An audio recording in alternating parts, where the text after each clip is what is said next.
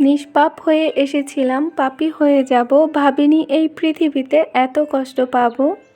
বন্ধু বলো বান্ধবী বলো, কেউ আপন নয়। ক্ষণিকের এই পৃথিবীতে সবই অভিনয়। আসসালামু আলাইকুম, আমি ঢাকা থেকে বলছি। Bangladeshi blogger Irin daily lifestyle ব্লগে আপনাদেরকে জানাই স্বাগতম।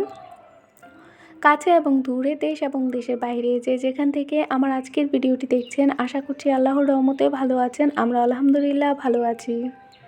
প্রতিদিনের মতো করে আজও নিত্য নতুন একটি ব্লগ নিয়ে আপনাদের মাঝে হাজির হয়েছি। আশা করছি আমার আজকের ব্লগটি আপনাদের কাছে ভালো লাগবে, তাই পুরো ভিডিওটি না টেনে দেখে যাওয়ার জন্য অনুরোধ করছি প্লিজ। তো এই তো নর্মালি আমি সকাল থেকে ভিডিওটা শুরু করি, তো আজও সকাল থেকেই শুরু করেছি। তবে আজকে ঘুম থেকে উঠতে একটু লেট হয়ে গেছে। বাইরের রোদ দেখে বুঝতে পারছেন যে আজকে কিন্তু আমার বেশ লেট হয়েছে।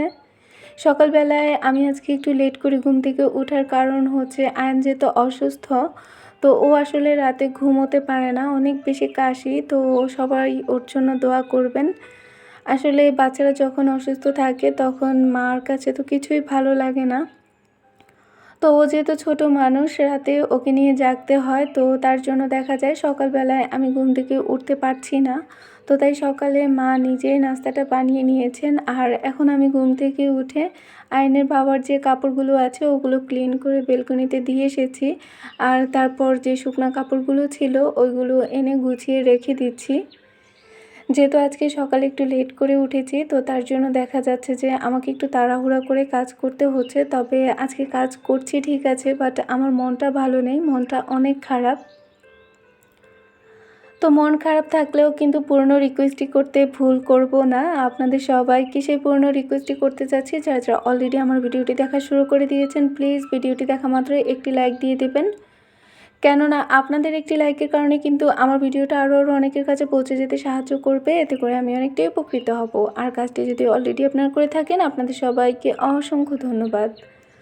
তো বাসায় ব্লেন্ডার করা পেঁয়াজ শেষ হয়ে গেছে, তো ভাবলাম যে কিছুটা নিয়ে নিই। আর আমি যখন পেঁয়াজটা কেটে রাখি তখন কিন্তু চেপে চেপে রাখি না, একদম লুজ করে রাখি। তার জন্য দেখা যায় যে ডিপ থেকে নামিয়ে সাথে সাথেই কিন্তু এগুলোকে ভেঙে ফেলা যায় আর কি।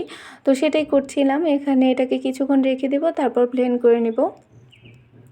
এই কলাগুলো গ্রামের বাড়ি থেকে আসার সময় নিয়ে এসেছিলাম। আমার মা যখন আমার সাথে দেখা করতে এসেছিল তখনই নিয়ে এসেছিল। তো এতদিন এগুলো কাঁচা ছিল, আজকে কিন্তু এগুলো একটু পাকছে মনে হচ্ছে। আর কলাগুলো দেখতে হয়তো ভালো লাগছে না, বাট খেতে কিন্তু অনেক মজা, অনেক ভালো লাগে। আসলে নিজেদের গাছের বলে কথা, তার জন্য মনে হচ্ছে যে আরও একটু বেশি ভালো লাগে। তো যে কারণে আমার মন খারাপ, সেটাই আপনাদের সাথে একটু শেয়ার করি। আমি যখন ঢাকায় প্রথম আসি তখন আমার প্রতিবেশী কিছু ভাবির সাথে পরিচয় হয়। কয়েকজন ভাবি আসেন আমার সাথে ফার্স্ট টাইম আমার বাসায় দেখা করার জন্য। তো একজন ভাবি ছোট্ট একটা ফুটফুটে বেবি নিয়ে আসেন। বেবিটাকে দেখলে নর্মালি সবার কাছে ভালো লাগবে। তো সম্ভবত ওনার বিয়ের 11 থেকে 14 বছর পর ওনার কোল আলো করে একজন পুত্র সন্তান আসেন, আল্লাহ ওনাকে দান করেন। তো উনি খুব আদর করে যত্ন করে ওই সন্তানটাকে মানুষ করেছেন, অনেক যত্ন করতেন। আমার নিজের চোখের দেখা, ভাইয়া যখন অফিসে যেতেন, অফিসে যাওয়ার আগে রান্নাবান্না সব করে রেখে যেতেন, যাতে করে ওনাদের বাচ্চার কোনো প্রবলেম না হয়, ভাবির যাতে করে কোনো সমস্যা না হয়। তো ওই বাচ্চাটাকে কিন্তু আমি নিজে গোসল করাতাম, তারপর বিভিন্ন বিষয়ে ভাবিকে টিপস দিতাম। কেননা ভাবি যেহেতু অনেক বছর পর বাচ্চা হয়েছে, তো ভাবি ওইভাবে আসলে বেবিকে গোসল করাতে পারতো না। তখন সম্ভবত 3 থেকে 4 মাস ছিল বাচ্চাটার। তো আমি কিন্তু মাঝে মধ্যে গিয়ে গিয়ে বেবিটাকে গোসল করিয়ে দিয়ে আসতাম। ওকে অনেক বেশি আদর করতাম, যেটা সত্যি কথা। কেননা আসলে বাচ্চা মানুষকে কে না ভালোবাসে বলেন। তো এভাবেই কেটে গিয়েছিল কয়েক মাস। তারপর ভাবি যেহেতু চাকরিজীবী ছিলেন, উনি একজন কলেজের টিচার ছিলেন, রাজশাহীতে থাকেন। ওনাদের নিজেদের বাড়ি হচ্ছেন রাজশাহীতে। ভাইয়া ঢাকায় চাকরি করেন, তো ভাইয়া ওই কারণে থাকেন ঢাকায়, আর ভাবি থাকতেন রাজশাহীতে। যখন ছুটি পড়তো তখন কিন্তু ভাবি চলে আসতেন বাবুকে নিয়ে। তো বেশ কয়েক মাস আগেও কিন্তু ভাবি এসেছিলেন, দেখাও করে গিয়েছেন প্রায় 6 থেকে 7 মাস আগে। তখন কিন্তু বাচ্চাটা মাশাআল্লাহ অনেকটাই বড় হয়েছে। তোকে কোলে নিয়েছি, অনেক আদর করেছি, সব মিলিয়ে ছিল ভালো সময় ছিল। তো সকালবেলায় যখন নাস্তা করতে বসি, আমার পাশের একজন ভাবি এসে আমাকে এমন একটা খবর শোনালো, তারপর মানে আমার সারাটা দিন যে কীভাবে গিয়েছে আমি নিজেও বুঝতে পারিনি। ভাবি এসে হঠাৎ করে বলছে যে ওনার বাচ্চা নাকি মারা গেছেন। তখন তো আমি আর জায়গায় নেই। আজকে ৩ থেকে ৩.৫ বছর হবে। আমি ভাবিকে বলছি যে, "ভাবি কিভাবে সম্ভব এটা? কি করে হলো?" তো মানে এরকম একটা খবর পেলে না নিজের মধ্যে অনেক বেশি ভয় কাজ করে। কারণ আমি নিজেও একজন মা। আরেকজন মায়ের জীবনের সুন্দর যে গল্পটা সেটা শুনতে ভালো লাগে। কিন্তু যখন এই ধরনের কথাগুলো শুনি নিজেকে আর ধরে রাখতে পারি না। নিজের মধ্যে অনেক বেশি ভয় কাজ করে যেহেতু আমি নিজেও এখন একজন মা হয়েছি। আল্লাহ প্রত্যেকের সন্তানকে ভালো রাখুক, হায়াত-দারাজ করুক। আমি শুধু সেটাই বলব। বেঁচে থাকাকালীন কোনো মা-বাবার যাতে করে এমন কষ্ট না পেতে হয়। কেননা ওই ভাবের জন্য একটু বেশি খারাপ লাগার কারণ হচ্ছে আল্লাহ অনেক বছর পর ওনাকে একটা সন্তান দান করেছেন। ওনার কিন্তু আর কোনো সন্তান নেই। তো একটাই সন্তান ছিল।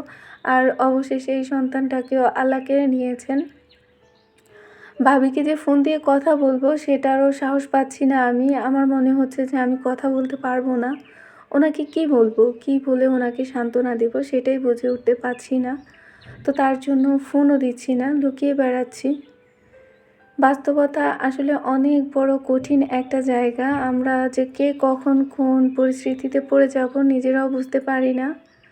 তবে অনেক বেশি ভয় লাগে যখন অনেকের মুখে অনেকের বিপদের কথা শুনি, তখন ওই জায়গায় যখন নিজেকে দাঁড় করাই, তখন মনে হয় যে আমি ওই জায়গায় থাকলে কী করতাম? কী করতে পারবো?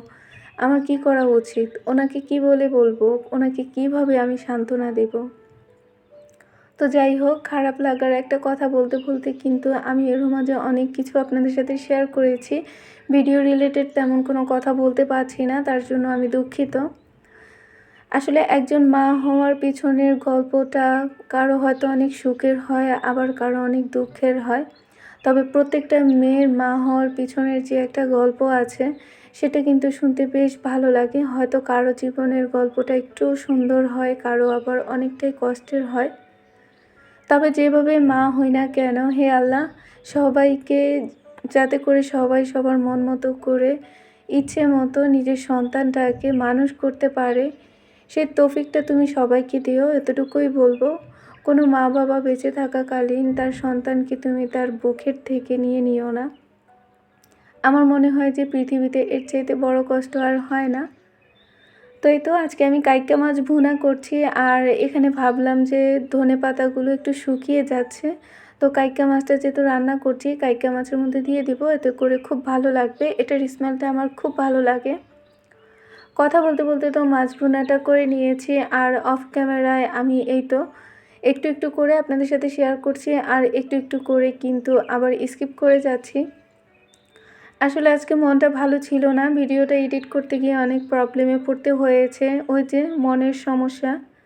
মন থেকে যেটা আমরা চাইবো সেটা কিন্তু খুব সহজেই করে নিতে পারবো। কিন্তু যখন কোনো কিছুই ইচ্ছে করে না, অন্যমনস্ক থাকি, তখন দেখা যায় যে সহজ একটা কাজও করতে আমাদের অনেক বেশি সময় লেগে যায়। তো আজকে অনেক বেশি বিজি ছিলাম, তার মধ্যে মনটাও ভালো ছিল না। তার জন্য ভিডিওটা পাবলিশ করতে করতে আমার অনেক লেট হয়ে যাচ্ছে, কেননা এডিট করতে লেট হয়েছে আর তার জন্য দেখা যায় যে পাবলিশ করতেও একটু লেট হয়ে যাচ্ছে। পুরো ভিডিওটা জুড়ে আমি অনেক কথা বলেছি। এত কথার মধ্যে যদি আমার কোনো কথা ভুল হয়ে থাকে কিংবা খারাপ লেগে থাকে, প্লিজ সেটা ক্ষমার দৃষ্টিতে দেখবেন। ভিডিওর এই অংশে এসে যদি কেউ আমার নতুন বন্ধু থাকেন, আমার ভিডিওর কোনো অংশ যদি আপনাদের কাছে ভালো লেগে যায়, প্লিজ অবশ্যই চ্যানেলটিকে সাবস্ক্রাইব করে আমার পাশে থাকবেন। পাশে থাকা বেল বাটনের অল অপশনটি অবশ্যই প্রেস করে রাখবেন, এতে করে নিত্য নতুন ভিডিওটি ছাড়া মাত্র নোটিফিকেশন পৌঁছে যাবে আপনার কাছে। আর কাজটি যদি অলরেডি আপনি করে থাকেন, আপনাকে অসংখ্য ধন্যবাদ।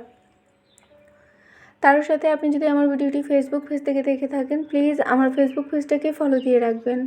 তো আরও একটা কথা না বলে না হয়, আরও মনে হয় 2 দিন আগে আমি কাইক্কা মাছের যে ডিম রেসিপিটা শেয়ার করেছি, সেটার টেস্ট তো আপনাদেরকে বলেছি খুব একটা ভালো না। তবে মাছের টেস্ট মাশাআল্লাহ অনেক ভালো। যারা কাইক্কা মাছ খাননি তারা অবশ্যই খেয়ে দেখবেন, টেস্ট অনেক ভালো। আর যেহেতু এটা সামুদ্রিক মাছ, এটার টেস্ট এমনিতেই ভালো হবে, শরীরের জন্য অনেক ভালো। অফ ক্যামেরায় এখানে আমি একটু মোচার ভর্তা করে নিয়েছি। তো তো আসলে আমি চেয়েছিলাম যে এটাকে একদম ফুললি গোল করে উল্টে পাল্টে নিব।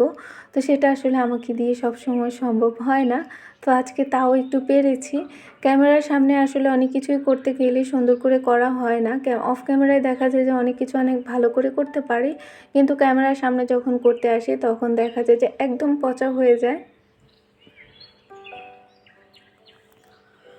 তো যারা যারা এতক্ষণ আমার সাথে ছিলেন সবাইকে অসংখ্য ধন্যবাদ। সবাইকে আবারও বলছি, যদি কোনো ভুল থাকে অবশ্যই সেটা ক্ষমার দৃষ্টিতে দেখবেন, আর এভাবে আমার সাথে থাকবেন, আমাকে সাপোর্ট দেবেন। আপনাদের সাপোর্ট আমার জন্য অনেক বেশি জরুরি। তো এরও মাঝে আর কোনো ভিডিও করা হয়নি, কেননা আসলে সত্যি কিছু ভালো লাগছিল না। তো সূর্য দেখতে দেখতে আজকে বিদায় নিচ্ছি। সবাই ভালো থাকবেন, সুস্থ থাকবেন। আল্লাহ হাফেজ। আসসালামু আলাইকুম।